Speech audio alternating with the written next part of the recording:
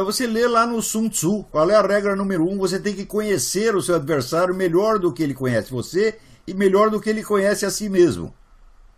Então, está faltando alguns anos de dedicação séria, de estudo, e está faltando as pessoas não se meterem em cargos para os quais elas não estão preparadas. Eu digo assim, a militância popular mesmo, o que é que está faltando para as pessoas? Não há militância popular se você não tem liderança, meu Deus do céu. Não adianta querer fazer a militância popular. A pergunta, não existe ação sem o agente. Quem vai formar a militância popular? Ah, não temos esses agentes. Então, tem que formar primeiro esses agentes. Note bem que é um problema, este problema que eu estou falando já está infinitamente acima do meu alcance. Eu estou em condição de preparar uma militância? Não estou, meu filho. O que eu estou preparando é uma nova geração de intelectuais para sanear a cultura brasileira. A formação de militância é outro problema que ultrapassa a minha pretensão e a minha capacidade. Mas, mesmo assim, eu lhe digo que o senhor já tem, embora não tenha tido esse propósito, esse objetivo, o senhor já tem contribuído em muito para, pelo menos, a formação intelectual, uma militância em potencial. Uma militância que já é constituída anonimamente e amorfamente por pessoas que têm algum conhecimento. Sim, só que eu acho que esse pessoal está querendo o efeito sem causa, eles já estão querendo uma ação política. Agora eu digo, escuta, vocês estão entrando no páreo com 40 anos de atraso. 40 não, 50, meio século. Porque quando foi que o pessoal da esquerda começou a estudar Antônio Gramsci? Foi na década de 60. Já foi atrasado no Brasil, Na década de 60, quando o Enio Silveira, da Civilização Brasileira, publicou os primeiros livros do Antônio Gramsci, daí o pessoal do partido começou a estudar aquilo. Estudaram durante 20 anos e daí chegaram no poder. O pessoal nem leu o Antônio Gramsci ainda, porra. Eu lembro o seguinte, eu comecei a falar do negócio de Antônio Gramsci, fiz várias conferências no Clube Militar do Rio de Janeiro, explicando o que era. A primeira reação levou 8 anos, quando o general Antônio Fábrica publicou um artigo a respeito num jornal militar, falando, um cara prestou atenção. Você está entendendo? Então essa lentidão paquidérmica, esta indolência intelectual brasileira, é garantia segura da total derrota. Porque pelo menos alguma iniciativa intelectual a turma da esquerda teve. Eles ficaram anos debatendo entre si, sem tomar providência nenhuma. Falaram, não precisa tomar providência. Primeiro tem que entender que merda está acontecendo. Agora, o pessoal da direita, se você quer agir, diz que o apressado come cru. Nós queremos agir. Mas não tem como agir, meu filho. Então você tem que primeiro fazer aquele recuo crítico, para que a sua atitude ganhe força interior. Se não é mais uma iniciativa superficial, bocó, puramente emocional, epidérmica, como a desse seu Marcos Feliciano.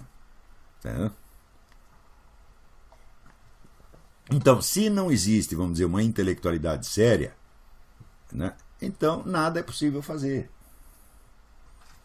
Então, eu falo em intelectualidade séria, a intelectualidade da esquerda também acabou, isso é importante. Eles tinham uma intelectualidade ativa nos anos 60, 70, e tudo que eles ganharam depois foi graças a este pessoal. Depois disso, o nível deles foi caindo. Se você ler, por exemplo, lê os debates que tem na revista Civilização Brasileira. Foi uma revista feita pelo Partido Comunista para examinar a situação depois do golpe militar. Só examinar, eles não iam fazer plano nenhum, eles só queriam entender o que estava acontecendo. A revista foi fundada para isto. Você veja o nível dos debates que tinha nesta revista, que não era nem documento interno, era uma coisa que ia para o público. E o que esse pessoal está falando hoje. Quer dizer, o pessoal da esquerda também não está entendendo mais nada, mas eles já têm planos e têm o efeito residual de ações empreendidas 50 anos atrás que os beneficia. E o outro lado não tem nada, absolutamente nada. Você vê, durante o governo militar facilitou tudo para a esquerda tomar as universidades, tomar as instituições de cultura, porque eles achavam o seguinte, eles só eram contra a guerrilha, eles não eram contra o comunismo, eles só eram contra a violência. Então, deixaram a putada comunista tomar conta de toda a universidade, financiaram os caras. O Enio Silveira me contou, poucos meses antes dele morrer. Ele disse, olha, a minha editora sobreviveu graças ao general Golbery. A situação engrossava, eu ia lá, general, precisamos de um dinheirinho. Ele, pumba, soltava dinheiro do governo militar para a maior editora comunista do país. E assim fizeram com todas. Tem um artigo do Ricardo Vélez Rodrigues que conta como os intelectuais conservadores, direitistas, liberais foram totalmente boicotados durante o regime militar, porque o regime militar queria afagar a intelectualidade de esquerda para fazer eles desistir da guerrilha. Então, a raiz da encrenca está aí, porra. Então, o que você tem que fazer? Você tem que restaurar uma intelectualidade nos dois lados. Então, mas o pessoal está tudo com pressa. Então, resultado, vocês vão ter que aguentar um regime comunista. Não tem mais. Porque isso aí, esse novo Código Penal que você fala, isso já é o regime comunista. Isso já é a abolição da propriedade privada radicalmente. Eles não vão abolir todas as propriedades privadas, vão deixar as propriedades privadas dos seus compinchas e vão usar lá meia dúzia de grupos empresariais para sustentá-las, porque o socialismo é isso, ele não é outra coisa senão isso. O socialismo completo, quer dizer, a estatização completa dos meios de produção jamais aconteceu. Mesmo na União Soviética, 50% da economia soviética continuou privada até o último dia, fora da lei, mas economia privada do mesmo jeito. E o governo fazia vista grossa, porque sabia que se fechasse tudo, acabava a economia soviética.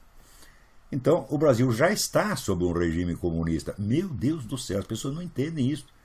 Quer dizer, um lugar onde o empresário é criminalizado e fica assim, olha, você continua tocando sua fábrica aí, se der certo é mérito do governo, se der errado é culpa sua. E o cara constantemente ameaçado de ir para a cadeia. Fala, então significa o seguinte, a atividade empresarial já constitui um delito, que é um delito permitido e tolerado em certas circunstâncias. Isso é exatamente a estrutura da economia fascista, que é uma etapa para o socialismo. Como os próprios, o Stalin entendia isso, porra, mas os caras não entendem hoje, Faz um belo fascismo aí, e ele fica como um navio quebra-gelo da revolução. Eles destroem a sociedade burguesa, destroem a sociedade capitalista, e daí vem os comunistas e tomam tudo. Então isso já está acontecendo no Brasil. E era fácil prever que isso ia acontecer. Por quê? Porque isso é o programa do PT. Agora, você pega aquelas atas do PT, quem leu aquilo? Fala, ninguém leu. Quer dizer, é a regra do Sun Tzu ao contrário. Eu não quero saber o que o adversário está pensando, porque eu sou uma pessoa superior. Eu estou do lado do iluminismo, das luzes, do progresso e da democracia. E o comunismo acabou. Os comunistas são dinossauros antediluvianos. É assim que esses desgraçados pensam, porra! Então, um cara lá no Rio Grande do Sul, no Fórum da Liberdade, falou, não, você está vendo comunista embaixo da cama. Eu falei, embaixo da cama uma conversa. Ele está em cima da cama, foi lá, já comeu seu cu, você acordou com uma vaga do oranal e não sabe o que aconteceu, porra! Esses caras são muito burros. Quer dizer, veja, o horror brasileiro ao conhecimento é a fonte de todas as nossas desgraças. O comunismo prospera. Onde? As pessoas são assim, porra. É este o problema.